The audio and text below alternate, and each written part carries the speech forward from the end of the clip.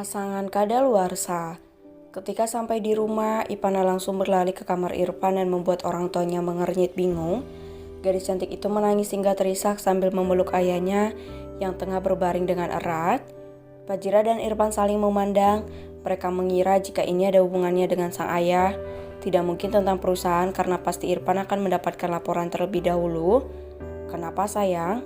Sini cerita sama ayah," ucap Irfan lembut sambil mengelus kepala Ipana. "Dede ada masalah nak, menangislah dulu sampai hati Dede lega," ucap Fajira khawatir dan ikut mengelus punggung Ipana. Cukup lama gadis cantik itu menangis, ia hanya terdiam sambil memeluk Irfan dengan erat. Setelah tangisan Ipana mereda, ia menceritakan apa yang sudah terjadi hari ini. Irfan tersenyum sambil memeluk Ipana dan Fajira bersamaan. "Usia gak ada yang tahu sayang. Selagi ayah dan bunda masih hidup, jangan buang-buang waktu untuk hal yang tidak penting.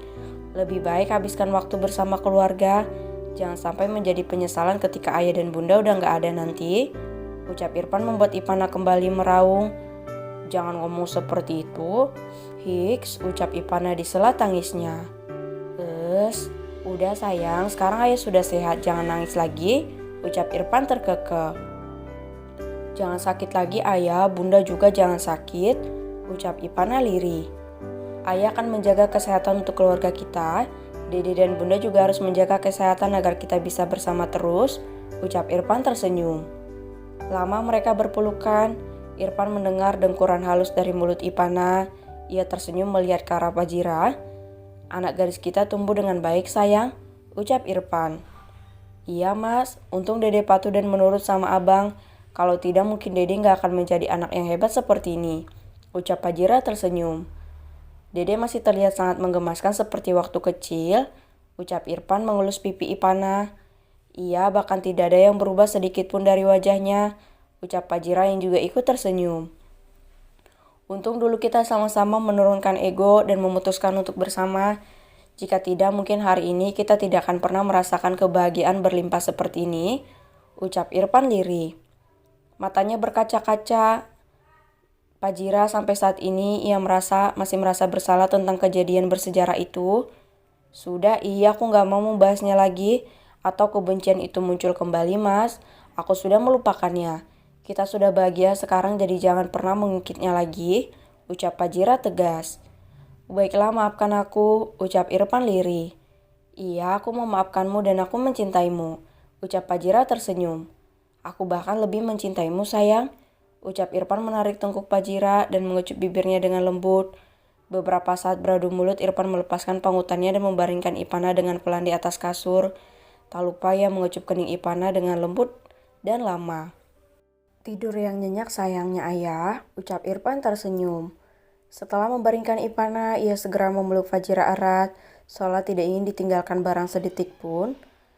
Sayang, terima kasih karena masih mau mengurus aku yang berpenyakitan ini," ucap Irfan tercekat. "Kamu ngomong apa sih mas? Aku itu menikahi hatimu, terserah kamu mau tua mau berpenyakitan, yang jelas aku sayang sama kamu."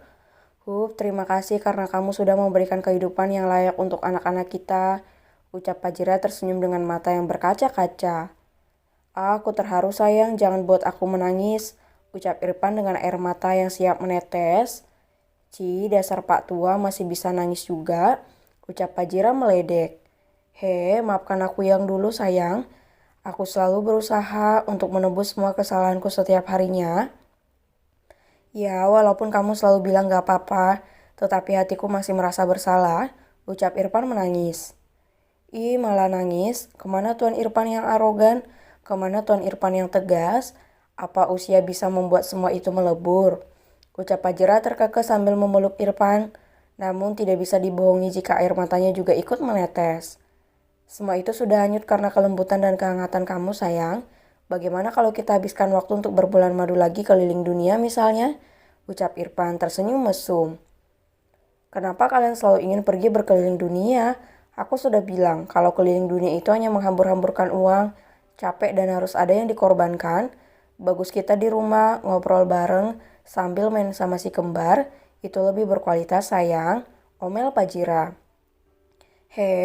Kamu begitu unik. Di saat semua orang berlomba-lomba mengumpulkan uang untuk pergi ke luar negeri, nah kamu uang udah ada, pesawat juga ada, Tinggal bikin jadwal mau pergi kemana saja pun gak mau, ucap Irfan terkekeh.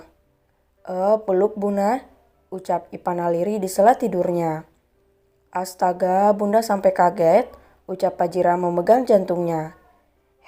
Ternyata buah gak jauh jatuh dari batangnya, ucap Irfan terkekeh.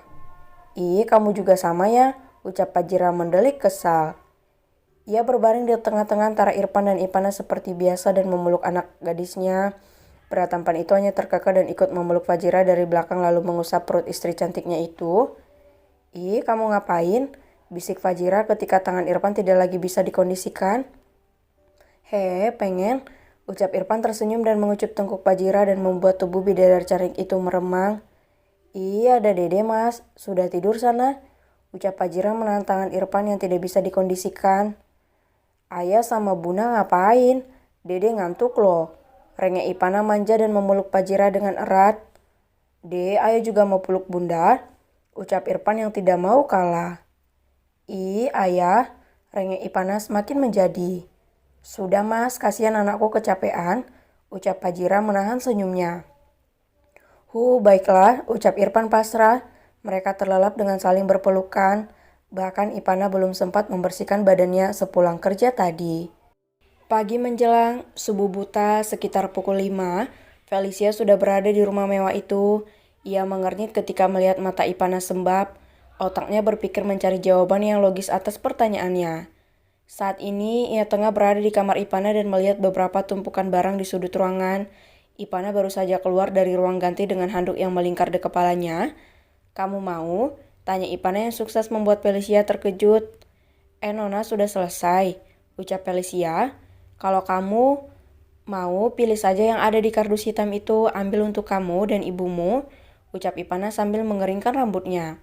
Nggak usah Nona, ucap Felicia menolak. Saya hanya menawarkan sekali, Pel. Ambil atau kamu gak pernah mendapatkannya sama sekali, ucap Ipana tegas. Baik Nona, ucap Felicia berjalan melihat beberapa kotak hadiah itu. Ada beberapa cincin, kalung, dan perhiasan lainnya. Toronggok mengenaskan di sana. Ada beberapa coklat bunga dan juga ada beberapa baju. Itu semua hadiah daripada penggemarku. Kalau bajunya ada yang muat sama kamu, ambil saja, ucap Ipana tengah mengaplikasikan makeupnya. Apa Nona tidak memakainya? Tanya Felicia mengernyit. Tidak, saya tidak suka perhiasan yang diberikan oleh orang yang sembarangan, ucap Ipana. Ambil seperlu kamu lalu selebihnya bisa kita jual dan mendonasikannya kepada panti asuhan, sambungnya. Baik Nona, terima kasih, ucap Felicia merasa bahagia. Lalu yang di sana itu bagaimana Nona? Sambungnya. Yang di sana itu barang endorsement yang akan aku review, ucap Ipana. Sebanyak itu apa Nona nggak pusing? Tanya Felicia terkejut. Kenapa harus pusing hanya berfoto sedikit saja tanpa berekspresi, menulis di caption dan di-upload? Aku sudah mendapatkan hampir ratusan juta untuk satu kali foto, ucap Ipana enteng. Wah, Nona hebat banget, ucap Felicia berbinar. Itu belum seberapa dibandingkan abang. Dalam satu hari 7 kali foto abang bisa mendapatkan uang hampir miliaran, ucap Ipana santai. Wah, ucap Felicia berbinar. Kalau kamu mau barang endorse-nya tuh ada di dalam lemari, pilih saja yang kamu butuhkan. Biasanya ERT atau pegawaiku yang mengambil, ucap Ipana. Wah, Nona, terima kasih banyak, ucap Felicia semakin berbinar. Ipana hanya menggeleng melihat kelakuan asistennya. Ia segera menyelesaikan ritual mempercantik diri agar bisa menghadapi hari dengan lebih percaya diri.